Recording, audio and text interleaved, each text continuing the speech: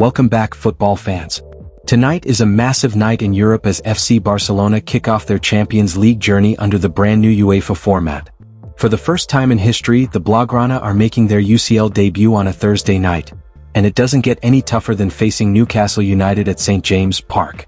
With Frenkie de Jong finally 100% fit, Gavi's future hanging in the balance due to his knee injury, and shocking updates on the Negreira scandal with ex-president Bartomeu speaking out, there is plenty of drama surrounding Barcelona ahead of this huge clash. Stick around as we break it all down for you. Barcelona face their biggest test of the season so far when they take on Newcastle United later tonight at St. James Park. It will be the Blaugrana's first UEFA Champions League match of the season, one which they will be extra motivated to win so as to kickstart their quest for the trophy on the right note. Even though there are some notable absences from the squad list for tonight's game, Barcelona did welcome Frenkie de Jong back into the roster. De Jong 100% ready for Newcastle. Now, according to journalist Sandy Ovalle on KT Jugs, De Jong is fully fit and 100% ready physically to play against Newcastle United tonight. The Barcelona midfielder, one of the club captains, suffered a minor injury while on national team duty with the Netherlands earlier this month. It led to him returning to the club earlier than expected, missing the Orange's game versus Liechtenstein, while he was not available for Barcelona's La Liga win versus Valencia. However, De Jong received his medical green light on Wednesday and has traveled to England ahead of tonight's game at St. James Park. There have been some question marks about whether Frenkie de Jong is truly ready to start, especially since Marc Casado impressed in the recent win over Valencia. But journalist Sandy Ovalle has confirmed that the Dutch midfielder is fully fit and in top condition to feature against Newcastle United tonight. Considering his quality and experience, it looks likely that Hansi Flick will pair him with Pedri in Barcelona's midfield for this huge Champions League clash. Meanwhile, off the pitch, the Negreira scandal once again made headlines today. Former Barcelona president Josep Maria Bartomeu, along with Sandro Rosell, Oscar Grau, Albert Soler and Javier Negreira, the son of José María Enríquez Negreira, were called to court to testify.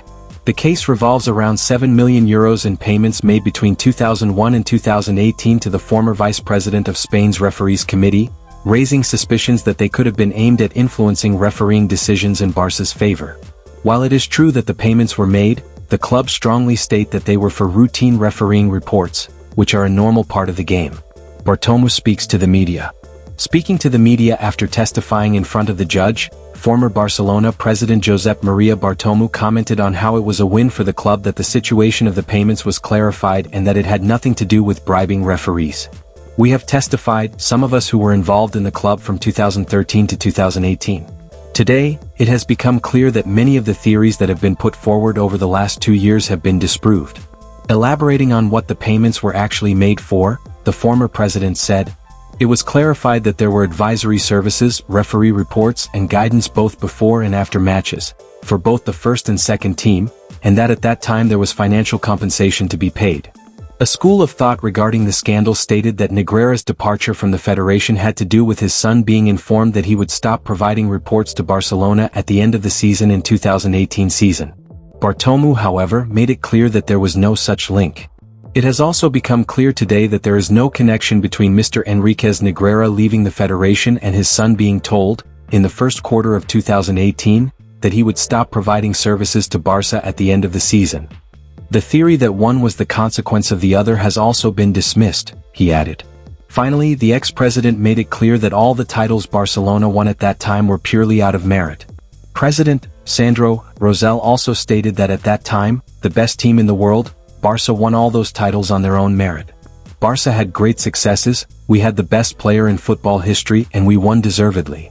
Source: Mundo Deportivo. It has been almost 3 weeks since Barcelona midfielder Gavi was sidelined with a knee injury, just before the game against Rayo Vallecano. The initial assessment was that it was only discomfort and that the 21-year-old gem would be back soon, but as it turned out, the situation was more serious than anticipated. The fact that the injury has happened to the same knee that Gavi injured and was operated on back in 2023 has served to complicate matters further. Despite the option of another surgery being considered, Barca have opted to stick with conservative treatment for now. Barcelona are set to make a crucial call on Gavi's recovery next week. According to Marta Ramon of RAC1, the club has been closely monitoring the midfielder's knee issue and, after recent meetings with his family and agents, decided to stick with conservative treatment for now. However, they will sit down again in the coming days to reassess his progress before choosing the next step. If Gavi shows signs of improvement, Barca will likely continue with the current plan. But if his condition hasn't advanced, surgery could be the only option, a move that would keep him sidelined for another 5 weeks. The initial hope was to see him back after the October international break, but opting for surgery would push his comeback further down the road. A key player in Hansi Flick's setup, Gavi's prolonged absence will be a blow, but it is important for the player and the club to not rush things and ensure that his knee has fully healed before he returns. A head-turning statistic highlighting the impressive opening to the campaign to have been enjoyed by Barcelona star Alejandro Balde has come to the fore online. Defender Balde is for his part of course sidelined at present. This comes owing to a hamstring injury suffered at the beginning of September. Prior to as much though, the 21-year-old had featured from the off in all 3 of Barcelona's La Liga fixtures to open the season. And as alluded to above, along the way, Balde made his impact in the final third firmly felt from his berth at left-back. As revealed by statisticians DataMB, the Spaniard has averaged the most key passes per 90 of any player in Europe's top 5 leagues in 2025-26, 2.25.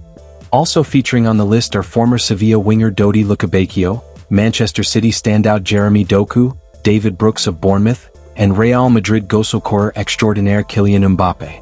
For decades, Champions League nights were synonymous with Tuesdays and Wednesdays, while Thursdays were reserved for the Europa League. In fact, for Europe's biggest clubs, Thursday night football often carried a stigma and served as a reminder that they had failed to qualify for the continent's top competition. That's why it feels unusual for FC Barcelona, one of Europe's giants, to be making their Champions League debut this season on a Thursday night. The reason lies in UEFA's new competition format, which came into effect last season. With the traditional group stage scrapped, the Champions League now features a single 36-team league phase. The top 8 teams advance directly to the round of 16, while those finishing 9th to 24th must go through playoffs. UEFA has made a big change to the Champions League calendar this season. Instead of packing 9 fixtures into one night, the opening round has been stretched across 3 days, with only 6 matches played per evening. The idea is to give every team's debut more visibility. Because of this adjustment, Barcelona's first game of the campaign falls on a Thursday, a rare sight for the competition. That means the Blaugrana begin their European journey tonight, September 18th, with a huge test away at St. James Park against Newcastle United. The knock-on effect of this calendar shift is that the Europa League and Conference League will now begin a week later than usual, on Wednesday, September 24th and Thursday, September 25th. So, Barcelona's Champions League opener has everything: history, controversy, injuries, and a massive test against a Premier League powerhouse. Can Hansi Flick's men deliver the perfect start to their European campaign, or will Newcastle spoil the party under the lights at St. James Park? One thing is certain: this season's Champions League is already rewriting the rules. If you enjoyed this update, don't forget to like, subscribe, and hit the bell icon so you never miss the latest Barcelona news, match previews, and transfer updates. Visca Barça!